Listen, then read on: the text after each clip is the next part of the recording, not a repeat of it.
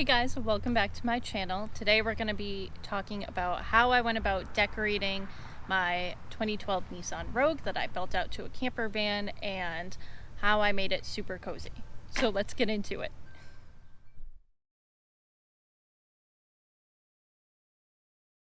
So decorating my car, who I affectionately refer to as Priscilla, definitely took a lot of brainstorming.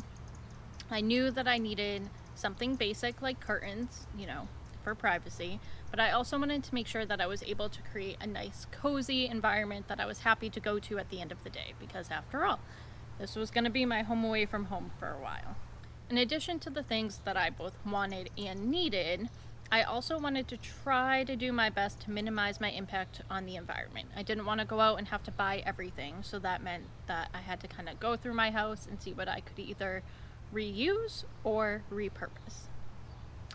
Step one was figuring out the curtain situation. I ended up finding an old clothesline that Mark and I had bought and never ended up using, and I decided I was gonna kind of wrap that around the perimeter of the inside of the car and keep it nice and taut and keep it tight, and ultimately hang the curtains off of that. But what were the curtains going to be made of, and how the heck was I going to actually hang them on this piece of rope that I had already tied into place? Well, for the curtains, I ended up actually taking an old sheet that I had left over from my freshman year of college. If you know me, I'm a little bit of a hoarder. Those sheets I had my freshman year were like the nice jersey, super soft sheets from Target, and I love them. Like, I use them as like a blanket on the couch. Even now, like in the summertime, they're my favorite. I had refused to get rid of them, even though Mark had been like, what do you really need these for? We're never gonna have an XL twin bed, so why do you have these? But I kept them, and lo and behold, now they are my curtains. So I ultimately ended up cutting them into strips that were about 36 inches long, so that they were the perfect length to have as curtains inside of the car. I probably could have made them a lot nicer by, A, making sure that they were cut perfectly straight, which I didn't do. I just kind of eyeballed it and hoped for the best. And B, I could have sewn like all of the raw edges where I cut them to make them look a little bit neater. But again, that seemed like an awful lot of work for something that I wasn't totally sure was even going to work in the first place. So all I did was cut them. After I had my strips cut, then I went through and I cut holes into the top line of the curtain, one about every 2 inches. And I ultimately ended up using really mini carabiner clips to be kind of like the hook thing, I don't know what it's called, the hook thing on curtains to like actually hang them up. The carabiner clips were the first thing in terms of decorating that I had to actually go out and buy. I was able to find a pack of 100 of them for about $22 on Amazon, so that was great. Once I had the carabiner clips in place on the actual curtains, it was time to hang them up.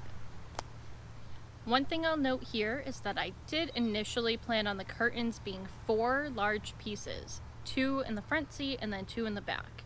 But once they were up, I did realize that that had made it kind of difficult to get in and out of the car from the rear doors. So I ended up making a few snips kind of down the middle over by the passenger side doors, and ended up ultimately with 6 individual pieces altogether.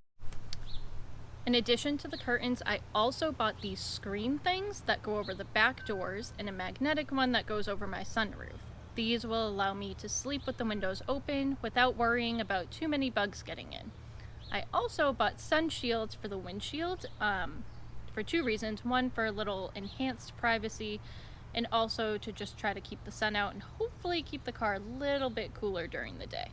Next, I needed to figure out, 1, what the heck was I going to be sleeping on, and 2, how could I get some like nice cozy lights in there so that I could read in the car with all of the doors shut in the event that maybe it rained and I was stuck inside. For the mattress, I considered quite a few options. One was obviously just buying like a cheap memory foam mattress. Thought about that. For the most part, they were just really too thick for my car, I would have been smashing my head on the ceiling at all times. Another option I looked into was there's a company I found that makes inflatable air mattresses that are designed specifically for certain cars, and they do have mattresses like these air mattresses designed for the Nissan Rogue.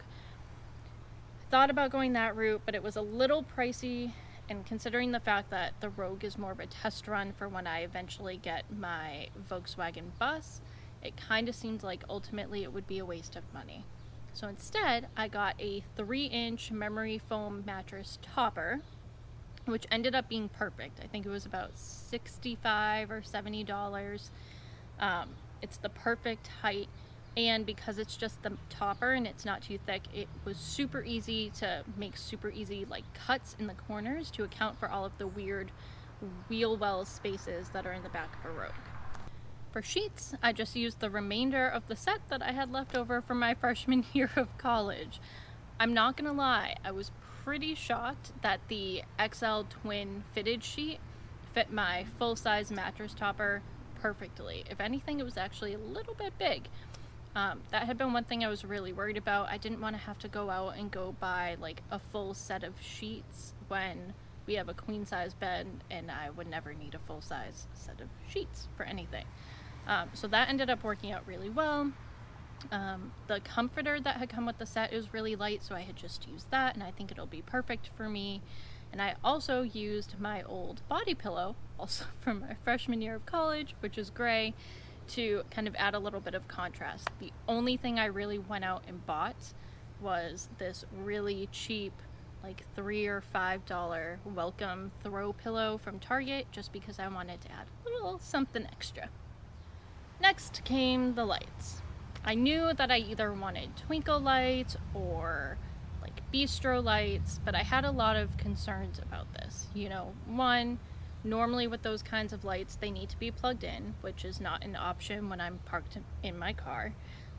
Or like some of them you can find are solar powered, but I would have to find a way to keep them charging like all the time, and I really didn't think there was any good way to attach that outside of the car, you know, maintain like keeping the inside dry. It just didn't seem like it was going to work out.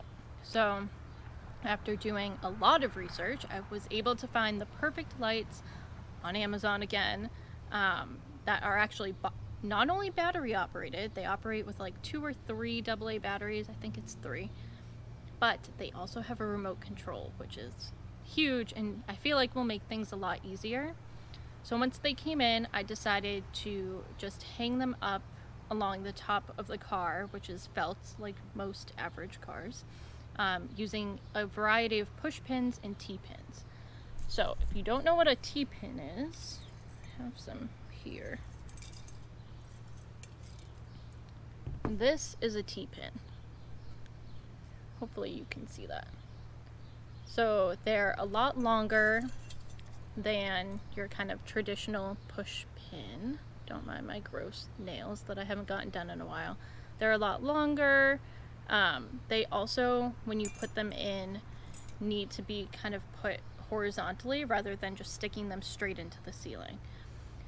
Word of advice, if you take nothing else away from this video, if you want to do something similar to what I did with the lights, I would definitely 100% go with the T-pins. I found that they're just a lot sturdier by going in that way. They don't kind of fall with gravity pulling them down like a push pin does. And also, if you happen to like bump into it at some point, they're less likely to just come tumbling out, as opposed to the itty bitty push pin that comes out pretty easily. And there you have it. I probably could have done quite a bit more to get, you know, a fancier aesthetic if I really wanted to. But honestly, what I did is more than enough for exactly what I need. And it's cozy, and I love it for what it is. You know, when I have a real van, then we'll get into the whole aesthetic look. But this is perfect for me for right now.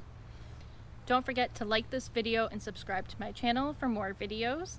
If you have any questions, feel free to drop them in the comments below.